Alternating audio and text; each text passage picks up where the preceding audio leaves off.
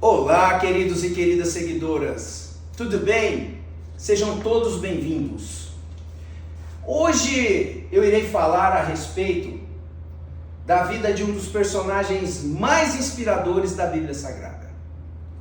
Um homem que enfrentou traição, injustiça, anos de sofrimento, mas nunca perdeu a fé em Deus.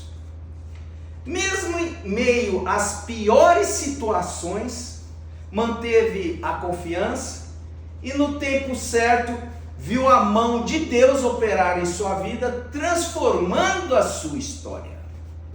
Estamos a falar de José do Egito, um verdadeiro exemplo de perseverança, fidelidade e propósito divino. Vamos conhecer a sua história? Vamos lá. José do Egito, da cova ao palácio. Vocês intentaram mal contra mim, mas Deus o transformou em bem. Gênesis 50:20. José é um dos personagens mais notáveis descritos na Bíblia Sagrada, cuja história da sua vida demonstra e esclarece a importância do cultivo da fé no curso da nossa jornada. Por mais árduo que seja o caminho, por mais dura que sejam as provas, aquele que persevera em Deus sempre alcança, de uma forma ou de outra, a vitória. José enfrentou inúmeras provações, constitui exemplo de paciência, porque sempre teve a consciência de que um dia mudaria a sua situação ao encontrar a redenção. José era filho do patriarca Jacó com Raquel, cujo nascimento por 25 anos foi desejado, se tornando o filho preferido dentre todos, o mais amado, por ser o resultado de uma forte paixão associada ao fato de Jacó, à época do parto, já ser um velho, um ancião. Desde jovem, José demonstrava sabedoria e dons especiais, interpretava sonhos bem demais, fato que logo chamou a atenção da comunidade, dos irmãos e também dos seus pais. Certa feita, por amor, Jacó uma túnica colorida confeccionou e a José a entregou, constituindo símbolo de felicidade pela existência do filho amado. Sentimento que inúmeras vezes Jacó já havia proclamado. Esta preferência logo incomodou, gerando grande ciúme e inveja entre os seus irmãos, especialmente quanto a eles relatou o sonho que abordou a existência do sol, da lua e de 11 estrelas que diante de José se curvou. Em uma tarde em Siquém, José foi surpreendido da sua túnica despido, jogado em um buraco para logo mais ser vendido, encaminhado como escravo ao país chamado e conhecido como Egito.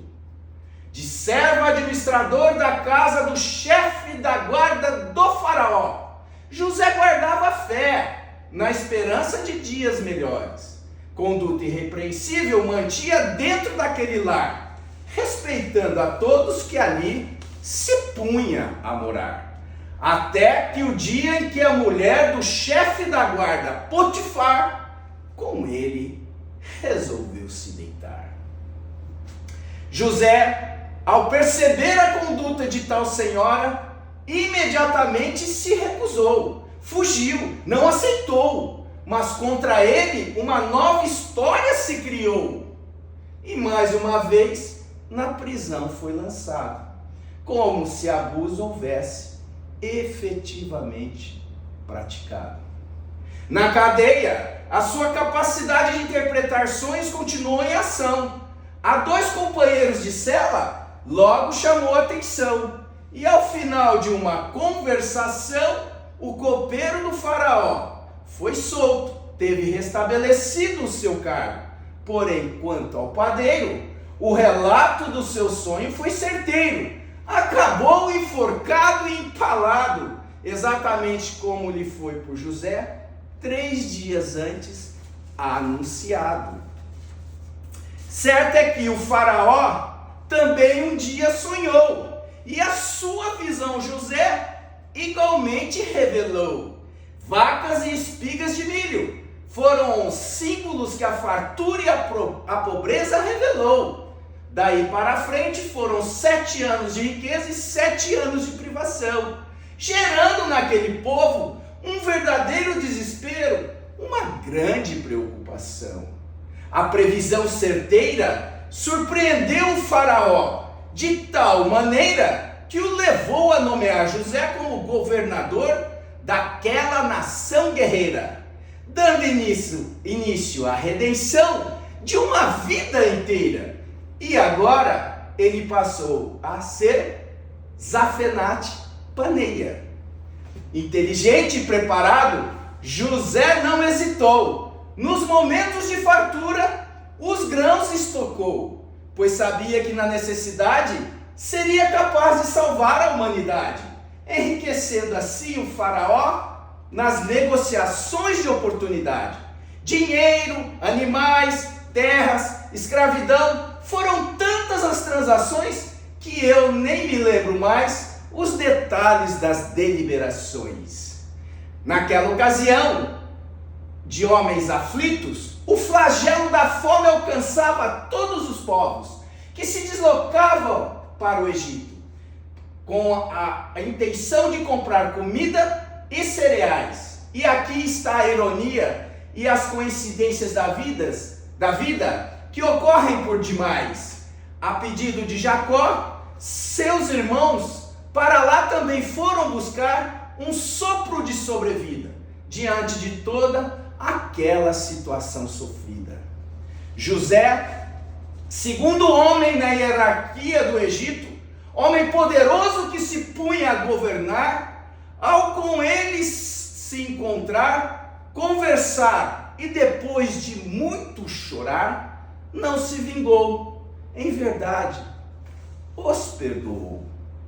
Dos irmãos não guardava um pingo de rancor, pois tinha certeza de que tudo era um plano divino de evolução do amor, que apesar do sofrimento, ao final lhe beneficiou, ao tirá-lo de dentro de uma cova para lhe assentar no trono de governador. Depois do ocorrido, já quando os fatos estavam bem esclarecidos, Jacó foi chamado pelo filho para radicar-se nas terras seguras de Gozém, uma região fértil do Egito em que se mora bem, onde sua descendência por anos viveu e se multiplicou, até quando o tempo do êxodo chegou. Mas essa é uma outra história que o livro sagrado abordou, e quem sabe um dia vem aqui sobre ela falar, como tema escolhido para o assunto lhes retratar, cumprindo com isso a minha missão de Deus servir, de Deus glorificar.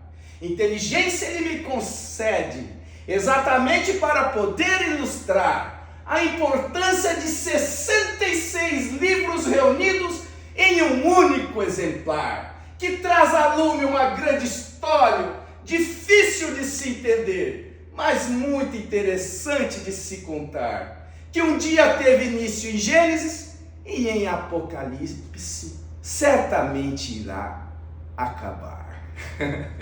Obrigado, pessoal.